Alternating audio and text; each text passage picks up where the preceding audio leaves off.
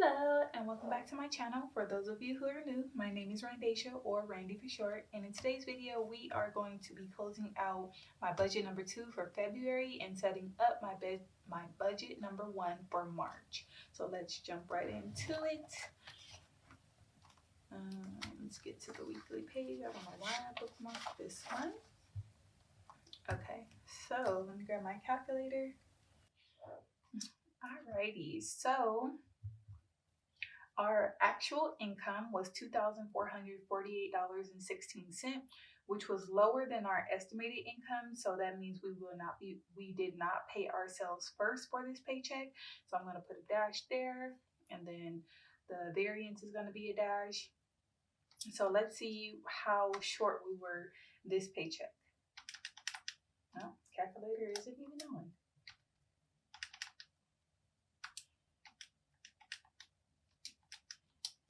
Okay, we were short $26.84, and we did not roll over anything from paycheck number 1 into this paycheck number 2. So the actual income was $2,448, spot 16, and again we were short the $26.84. Okay, so since our check was short, we made the decision not to dip into our savings, but we actually just didn't fund our childcare that much. So we're gonna see how much money we were able to put aside to childcare, given that we were short. So let's see. Everything was just about on budget, except for utilities for the most part this month. So I have these squigglies here in the variance column to let me know that this is not the full story, that I might want to check my unbudgeted section to see what actually happened when it came to this expense. So for water and trash, we set aside $110, but if you look over here, our unbudgeted was $116.89, which put us over budget for that expense $6.89. And then the next one was electric. I don't know why I put electric and then Edison. It's the same thing. So we budgeted $11, but our actual electric bill came out to $11.96, which put us over budget by 96 cents. So yeah, so those were the two things that we went over budget, and I'll get to the sushi one in just a second. So my husband's life insurance was on budget. MetLife, which is our car insurance, was on budget. Verizon was under budget, so let's see by how much.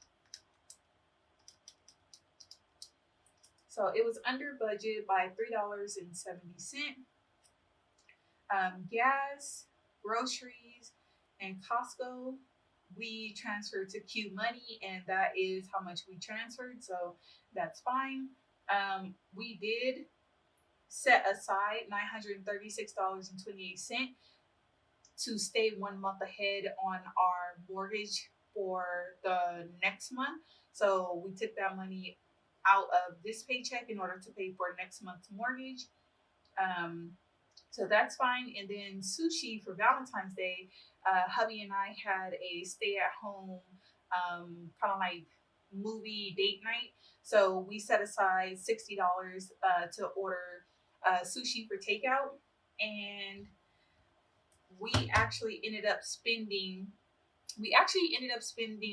$82.81 on the sushi, but we did buy some apple cider from Costco, so that ended up being $8. So our total that we spent for sushi was $90.81, which is $30.81 above what we intended to spend. But I have a note here that the overage we took from our groceries cube, like we had a balance in our groceries cube, so we took the overage money from that budget or that balance that we had in cube money. So it didn't actually come from this income for this paycheck. So I hope that made sense. So yeah, we've been working hard, Valentine's Day, we just want a chill night, and we treated ourselves, so we didn't have to cook. So This 76 cent was what was left over, is what we anticipated to be left over once we paid all of the bills from this budget, but it didn't turn out like that. So because not only was our check short, um, our utilities were over budget. So I'm gonna go ahead and add up. Ooh, can't see. I'm gonna go ahead and add up this electricity and water and trash. And again, I'm not gonna add the sushi overage because that was money from another account. So these two overages did come from this paycheck. So I'm gonna go ahead and add those two up and then add them right here as the actual, because of the 76 cent that we were supposed to have left over, we were actually over budget by whatever this totals. So let me go ahead and add that up.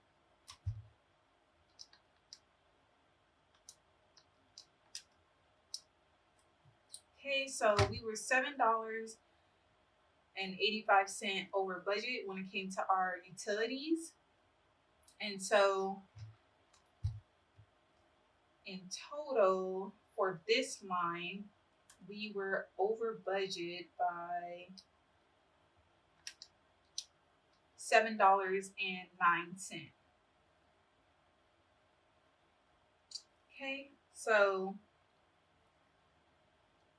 let's go ahead and add up these expenses and find what our actual was for childcare, because again, we did not dip into our savings account. We just deducted the amount that we were budgeting for childcare.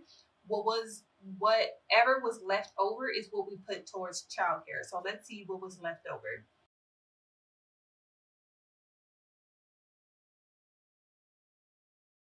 Okay, so these expenses totaled $1,918.39.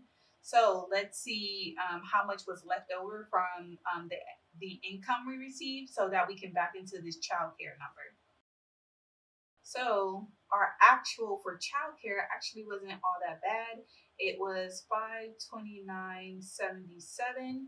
So if I take the $529.77 and I add it to this 1918.39, which was the amount for all of these expenses, then the total of the expenses, including the childcare, should equal the income if my math was correct. Okay, and it was so two. Okay, let's do that. Okay, so now that childcare was actually under budgeted, let's go ahead and subtract the budgeted childcare amount from what we actually put towards it. So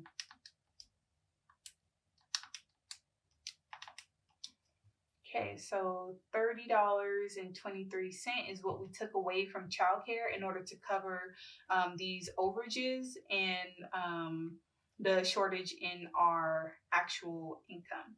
So let's go ahead and add up all of these variances, and then we'll check our math by subtracting the budgeted expenses from oh, actually, before we do that, let's do the variances for the expenses just to double check our math. Okay, so that is 26 by 84.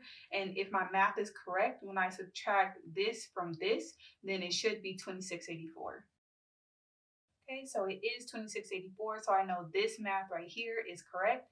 So when you take the 2684 that we were short in our income, plus the 2684 from our expenses, that gives us zero towards the savings total. So I hope what I did made sense.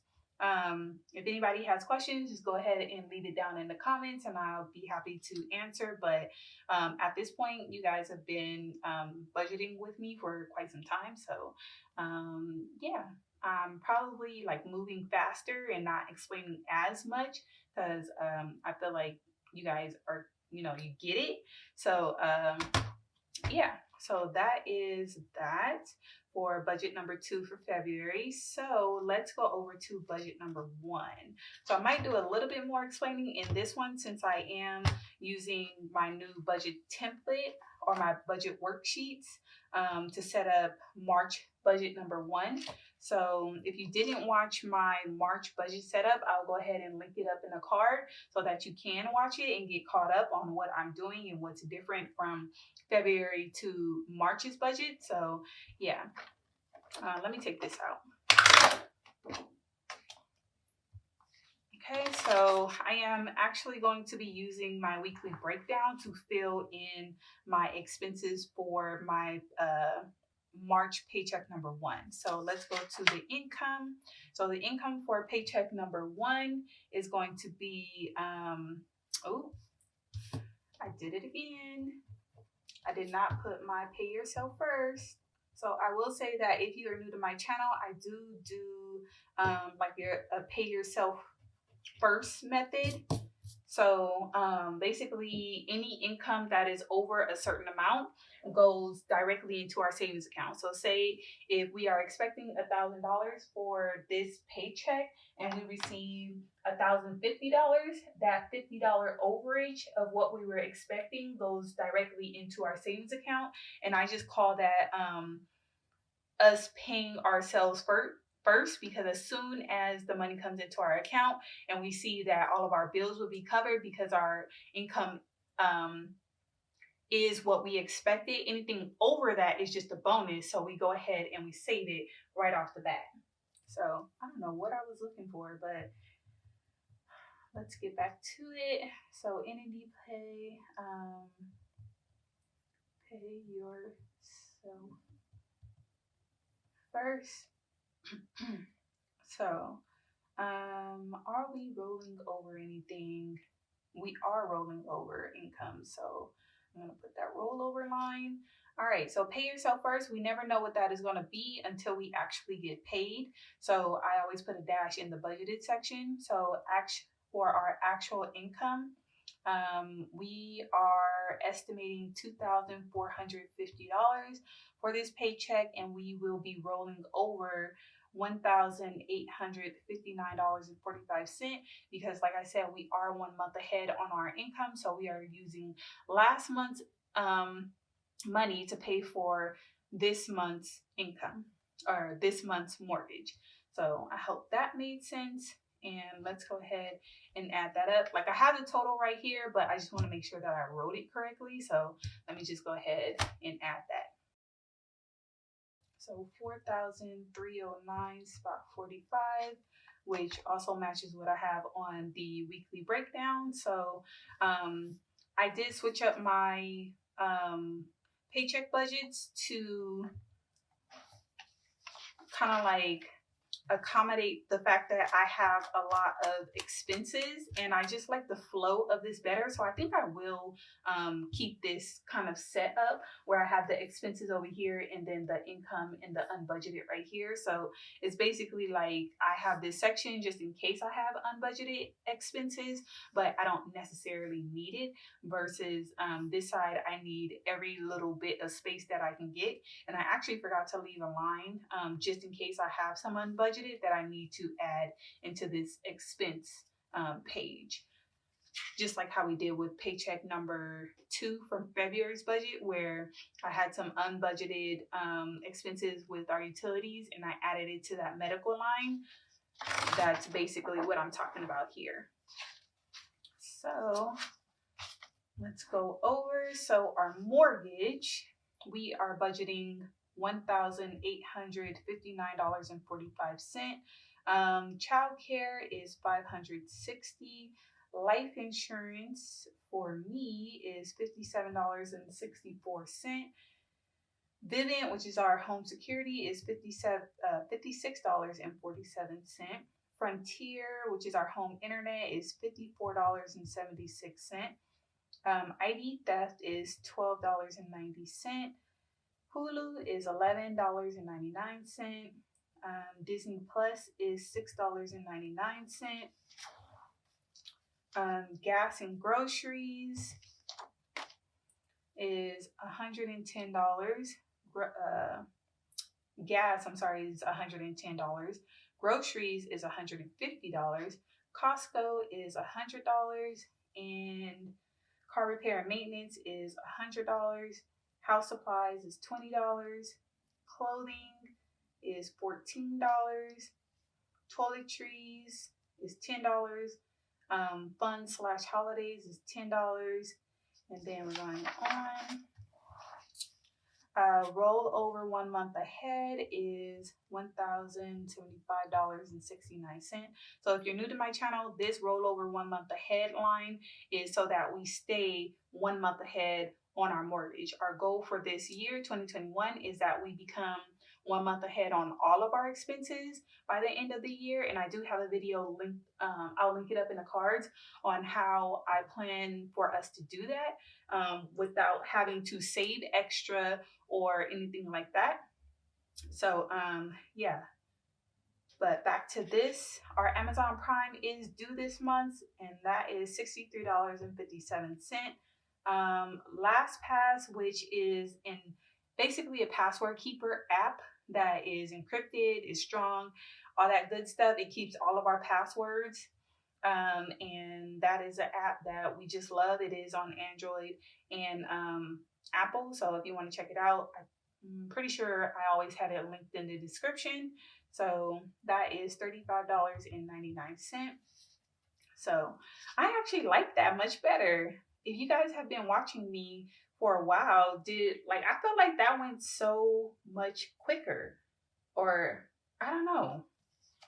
Because usually when I'm writing down these, I do have like a piece of paper that, I've written all of it down before, but not having to have that extra step and it's already in my budget is actually really convenient, because also too, I have to second guess whether I wrote it correctly and whether or not I have all of my expenses in this paycheck that I need in this paycheck, and just having it here as like a quick backup. And all I have to do is look at column number 1, or in this case, this will be the second column, but you guys know that these columns are week 1 through 5, or paycheck 1 through 5. And the first column correlates to the items that we're going to be paying out of paycheck number 1. So all I have to do is go down this column, write everything on my paycheck budget, and yeah, I'm cool with that, because I know I didn't miss anything. But just to double check, y'all already know I'm gonna add this up and make sure the math is right. So let me do that really quick.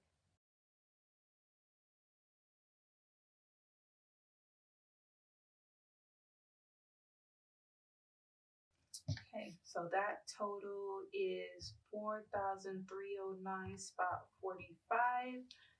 Okay, so does that total match up with Okay, so I do need to make, when I update these sheets, because I do want to make some, just some minor tweaks to my worksheets. I do want to add a column down here for the expense total, because I don't have one.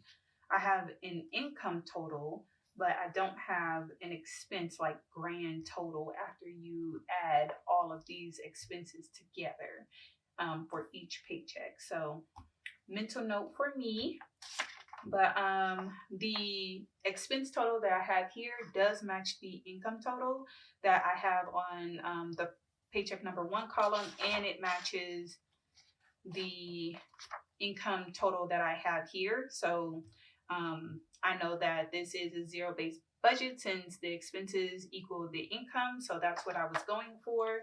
But also too, I wanted to quickly do a digital cash envelope stuffing with you guys. So if anybody peeped it, I did do a cube deposit. So I do have it recorded. I did screen record on my phone as I stuffed these envelopes, but I just want to make sure that I did do the right amount. So I'll post it up on the screen probably on this side. So did I deposit $110 for gas? Did I deposit $150 for groceries? Did I deposit $100 for Costco? Did I deposit $100 for car repair maintenance? Did I deposit $20 to house supplies?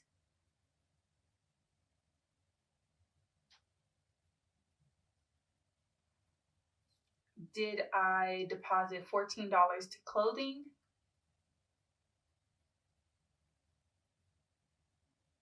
Did I deposit $10 to toiletries? And did I deposit $10 to fun/holidays? All right, so I'm pretty sure that was the first time I showed Cube money, and I did a digital cash envelope stuffing with you guys. So basically, how Cube works, or how I use Cube, is once the money comes into our bill paying account at another bank, we take the money that needs to be stuffed into our sinking funds or our cash envelopes for those 2 weeks after we get paid. I take that money, I like total up what needs to go there, and $514 needed to go to Q Money for this paycheck. So I transfer it to Q Money. It does take a day or two. Sorry, no, it does take 2 to 3 days in order for the money to transfer from our bill paying account to Q Money. So once the money hits in Q Money, then I go ahead and do what I just did, which was distribute the money from the cloud, our Q cloud, because once you transfer the money to Q, it hits the cloud account first, and then that's where you take the money from the cloud in Cube and distribute it to your different cubes or categories. So that's what I just did. So now that our sinking funds and cash envelopes are stuffed, we're just going to follow this plan that we just did for paycheck number 1 for the next 2 weeks until March 12th. And that's when we'll go ahead and set up paycheck number 2 for March, and then we'll do another paycheck budget, and then I'll stuff the cash envelopes and sinking funds for paycheck number 2. Okay, so honestly, I only spend a couple, like an hour, maybe 2, on my budget a month, just because once I figure out what bills I want to pay for that month, all I have to do is just follow my worksheets and my paycheck budgets and just note anything that we bought that wasn't originally in our budget. And that's really all I have to do, because Cube tracks all of our spending electronically, so I don't have to track that. If ever I want to look back on a transaction or something, then all I have to do is log into Cube and look. And yeah, so otherwise we just stick to this plan, and that's how we stay on budget. So it's easy peasy, and I have no real worries about not knowing when a bill is due and not knowing what we're going to do with the money. Not like, and if something in the future comes up, how it affects this paycheck. So like for paycheck number 2, if we needed to pay for something in paycheck number 2 that wasn't budgeted, and I know ahead of time, I can go ahead and look at my weekly breakdown and see how that would affect paycheck number 2 and try to move some money around before that paycheck comes, so that way we're covering the emergency if needed, or we can dip into savings. But either way, we will be informed and we can make informed decisions, even if we're taken by surprise by an emergency or something like that. Or if we just want to be charitable, then we can do that as well. But either way, doing it like this, like all of my questions are answered when it comes to money. Me and my husband are on the same page, especially now that Q Money is going to be getting spouse accounts soon. So, but for right now, he holds my Q Money card because he's the one that has been going grocery shopping. So that is my paycheck number 1 setup for March. I hope you guys enjoyed the video. Let me know if you want to keep seeing the digital cash envelope stuffing. And yeah, if you have any questions about Q Money, go ahead and leave them in the comments. I'll be happy to answer. And if you want to check out Q Money yourself, I do have a affiliate link down in the description, but it will take you to like the website so you can get more information. There's no obligation to buy, but if you do decide to buy a membership, you can get 25% off with my code down in the description. So I hope you guys enjoyed the video. If you did, please give it a big thumbs up and hit that subscribe button if it feels right, and I'll catch you guys in the next one. Bye.